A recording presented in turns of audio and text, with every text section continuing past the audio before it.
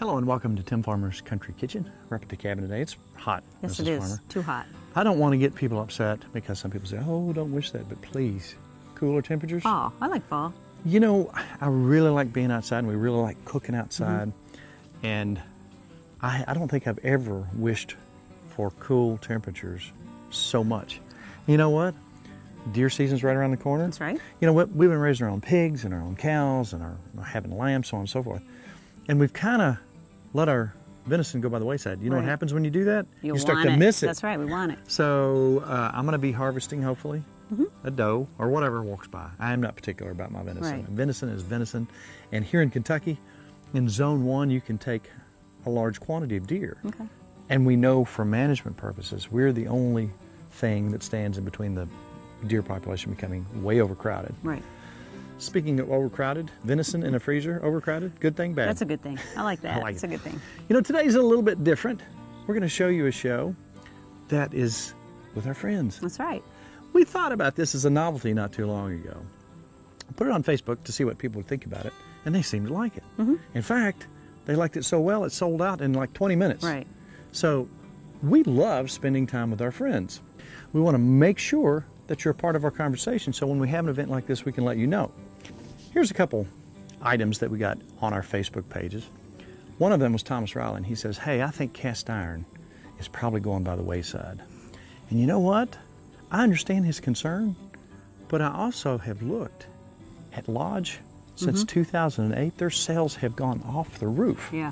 When you and I were growing up, cast iron was everywhere in our parents' kitchen. Right. Whether they're little muffin pans, or but the big skillets, the small skillets, you can really cook a lot of stuff in those. You can stack them. And they've been around forever. Right. Thomas, our friend, I don't think he's got anything to worry about. Now, we're going to visit with our friends very shortly, but here's another recent message that we have from Facebook. We get this all the time. We would really like to see the show go to an hour. That would be impossible for us to put on new shows. Right. If we went from a half hour to an hour, we couldn't put a new show on. Right. You know, almost every week, because Kelly barely gets under the wire. A half hour is a good, solid thought concept for one meal, 3 segments. Right. Boom, you got a show, and it's a solid thought process. An hour would drag, and you'd have probably 12 shows per year as opposed to 40. Right. So, would you prefer 12-hour shows or 40-some brand new shows? I'll let you mull on that. While we go to Berry Hill Mansion, surround ourselves with some of our friends and family.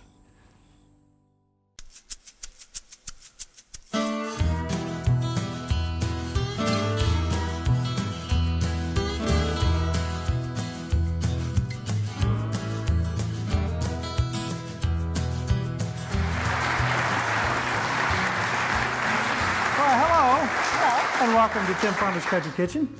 We got people out here. Where'd they come from? They were hungry. This is our live show that we talked about. Now, Kelly's got some shots here she's going to get of our audience. And man, oh man, is this not fun? Yeah. We ate. That's right. Got our bellies full, which is not normal. Usually we cook and then we eat. But tonight, how many people like easy recipes? How many people like really complicated recipes? Some people do.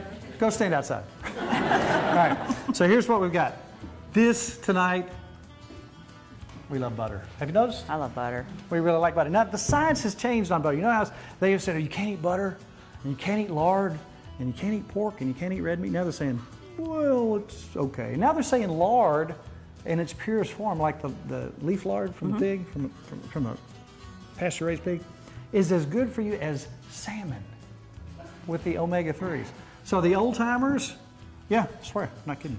The old-timers that were eating that lard and living to be 90 and smoking cigarettes were like, they were right. Now, not so much about cigarettes. I mean, I don't know about that, but I mean, goodness gracious. So we make lard. So anyhow, we talked about doing this the other day. What can you do with butter to spice it up, literally? So Nikki started coming up with this idea. I like flavored butter. You go to a restaurant and you cut, and you know, it's like cream. I just want to eat the butter. Oh. So I put all the stuff that I like in butter to make my own homemade butter. You can do that with just your bare hands? Well, I got a fork. Okay. I got a fork. All right. Now, she's going to make this, and then we're going to use it in a couple recipes, and it's absolutely delicious. And what it is unsalted butter, they say to use. And you can, last one I made for you, remember, had olives and cheese. But then I made one the other day you liked, and all it is parsley and chives. So however much you want. This is so good. I mean, I'm you gonna can use it scoop all. it up and eat it. And I put salt and pepper. How much you think? It's up to you. This is your gig. You do a I'm good gonna put a job. little garlic powder. I'm gonna throw basil in there too. Basil. So you're basically going to take this and then shape it out. We're gonna have fancy butter, yes. This takes it over the edge. Now, we're going to do a bread recipe tonight. How many people make their own bread? Several. You know, bread is kind of complicated sometimes. Too many ingredients. You got to roll it up and eat it. I kept messing around and messing around. I wanted to get the simplest bread recipe I could possibly get. And I'm talking flour, unbleached bread flour. Take, what, 3 cups of that, a teaspoon of yeast, teaspoon and a half salt. Isn't it? That's And about water, it. that's And about it. water, some warm water. You don't even have to knead it that much. We're going to make some of that in a little while. Which, as you've noticed, we like to cook on cast iron. Any cast iron aficionados in here? Like to cook on cast iron. When we were kids, everybody was cooking on cast iron. It wasn't in or cool to do, just that's what everybody cooked on. So tonight we're going to cook on some cast iron. I'm gonna roll my butter. This is how you keep from getting your hands dirty. Yeah. So just roll that up. Stick it in the fridge. And Voila. boom. Now we're going to use this Yeah. in 2 different things tonight. Actually, 3 or 4 once we get rolling. So there's recipe number 1, just that easy. So you like the butter? They love the butter. Okay, now we're going to get to the bread. Now, there's a couple things obviously we don't have here. One of them is an oven. This was cooked today in our oven inside, 350 degrees. That's what it looks like. This was cooked outside. I had a different top because it was all dirty. 350 degrees. What's the difference? Oh, come on now. This one's smoky though. Now, It's got a smoky flavor. what I'm trying to prove here is that they're the same. They're about the same. And now this one, you know, we watched it brown. If you want to brown the top a little bit more on this one, you cook this for 30 minutes, and the last 10 minutes you take the top off and brown it till you get it like you want it. If you want to brown the top of this bread, you simply put more coals on the top. Now, how do you know what 350 degrees is on your Dutch oven outside? Everybody at this place has a little chart. Take a look at that. It has 8-inch, 10-inch, 12-inch, 14, and 16-inch dishes, and it tells you how many coals on the bottom, how many coals on the top. Now, we like to use the self-lit stuff when we're in a hurry. This is my go-to. You can tell it's beat up, and it's still got ashes in it. But this I use for almost everything. Tonight, we would have used this, but we can't obviously have charcoal in here, or we'd all be passed out. So we're not going to do that. But normally, I cook on this as a cooking surface, put my skillet on top there, and I can be searing meat over here at the same time. So that's pretty cool. But back to the bread. Now, this is the easiest bread recipe, and you can't, well, somebody might mess it up. So 3 cups of flour, a package of yeast, a teaspoon and a half of salt. I'm giving you the half. Does anybody else measure like that right out of your? I'm being bad. That's a teaspoon We're and a half being because it real. went all over the place. Yeah, that's exactly. Yep, teaspoon and a half. Scientifically proven. So you take that, you put your water in it, you mix it up. How much About water? a cup and a half. We're going to hold this up and let you look at it. Here's what it starts to look like. Now you can see it's kind of getting, look on the spoon there, it's kind of tattery, I guess is a good word for it. But don't panic, because what you're going to do at this point, that's enough. Good. So you're going to take it at this point. You might, and if you want to shape it a little bit into a round ball, take that and shape it. Seal your bowl up, put a towel over it, whatever. We use saran wrap. You want a tight fit. And you let that set for about 10 to 12 hours. Set it and forget it. So we did 2 of these because It grew. It grew up the whole and it thing. grew. Now, when you come back the next day, basically you take that, it's going to grow, and you're going to punch it down just a little bit. Now, again, you don't have to knead it a lot. Get it in the shape of what you want it. That's about the shape it was. We added flour too. I did a little Add flour. a when little I did. flour out on your board.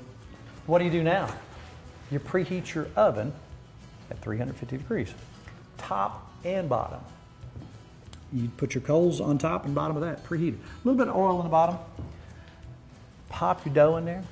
Pop your dough in there. Put the top on, put the top on. 30 minutes. The last 10 minutes, take the top off if you want to brown it up a little bit better. And boom, look what you've got. But you put my butter on that too, didn't you? Oh, now the beauty of this, yes, the beauty of this, we took the butter that she made and just put it all over the top. Now, we've still got more butter for when we cut it and slice it. We're going to put that butter on it. And we put a little Parmesan cheese. Y'all want to pass this around, take a look at it, pass it from table to table? Take a bite. Pass it around, take a bite. Take a bite. See how far it goes.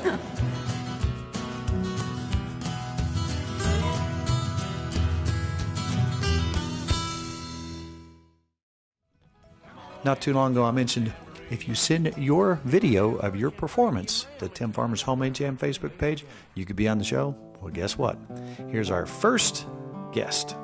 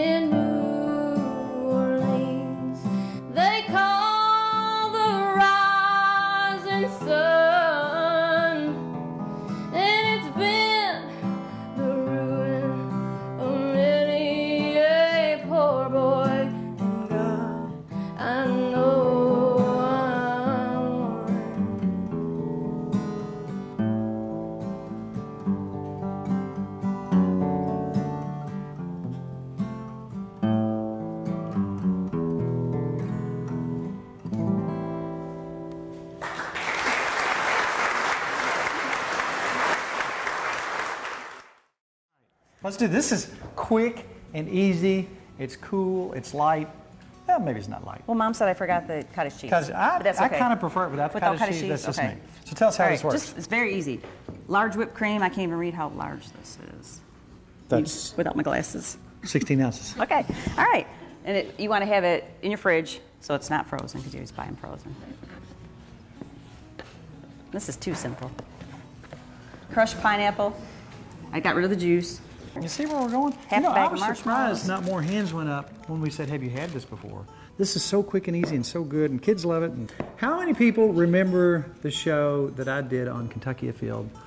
She's watched every one of them. How many people remember Bill Dixon, the old fella that did the hog killing?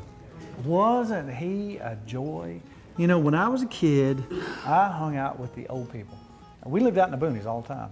So I didn't have any little kids to hang out with. I searched out the oldest, coolest guy who was hunting and fishing.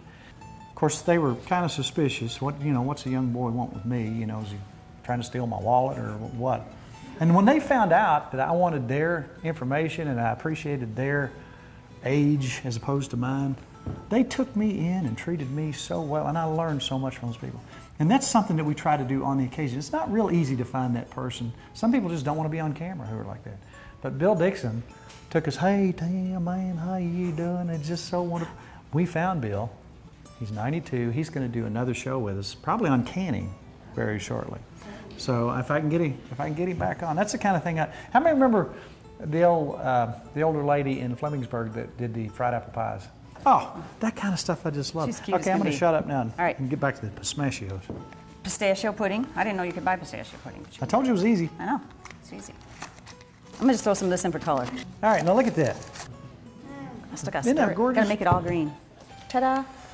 It's been in the fridge for 2 hours. Now we're going to handy-dandy chopper out right here. I love my chopper. If you guys see my chopper. That a viewer sent. I'd take it with me everywhere. And that's exactly Whatever you 1/3 of a cup. Is it? Of pistachios.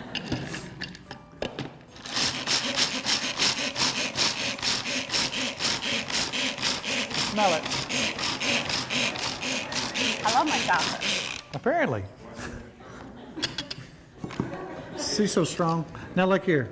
Ta-da. Oh, are you serious? Now the reason you kind of cook according to what your surroundings are. We knew there wasn't any oven today. We could make a pie.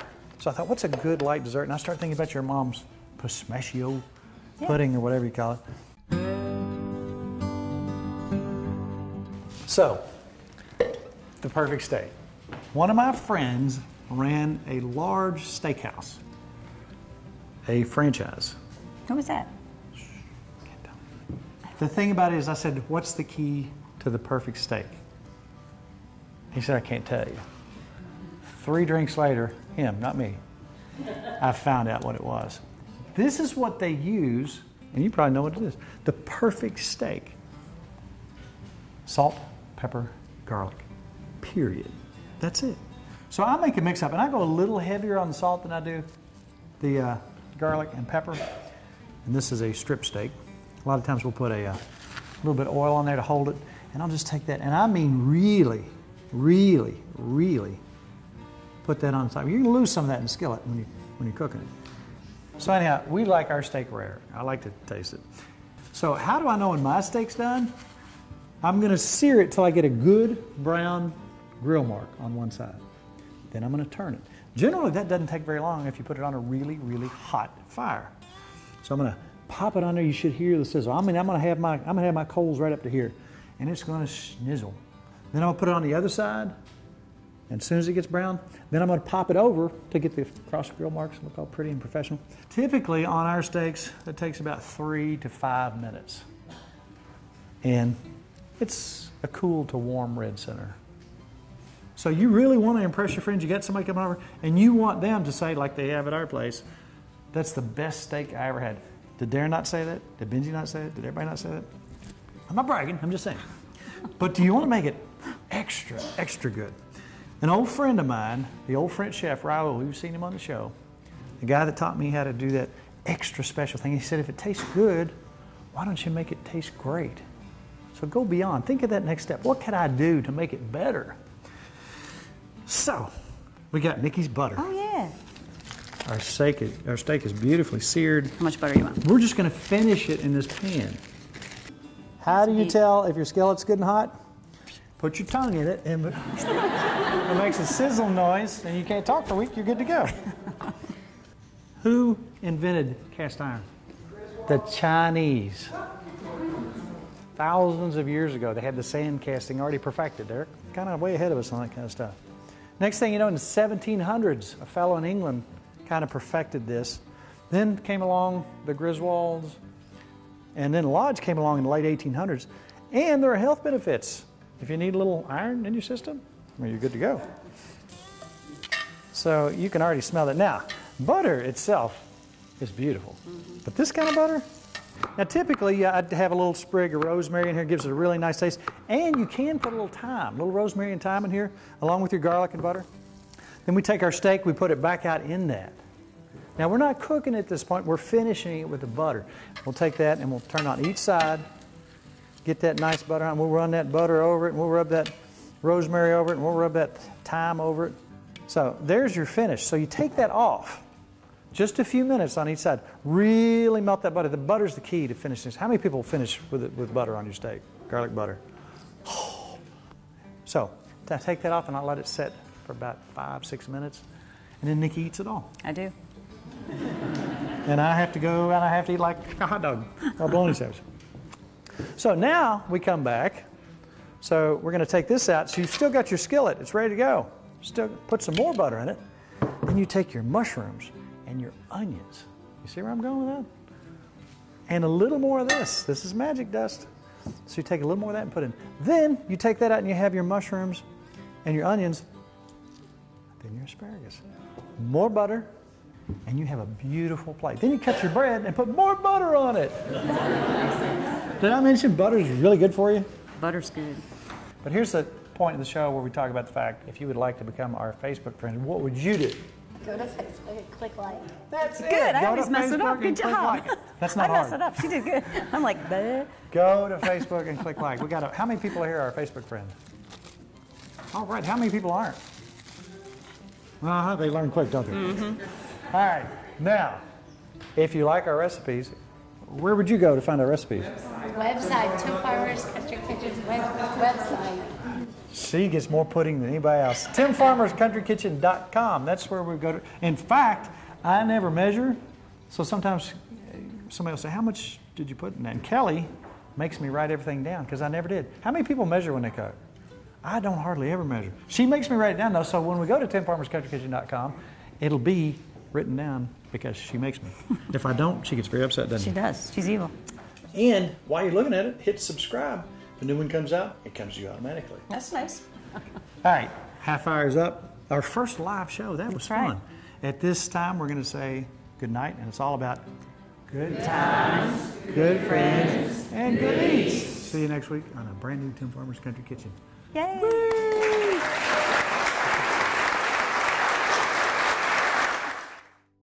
To order a cookbook, please call 502-319-0487 or email timfarmerck@gmail.com.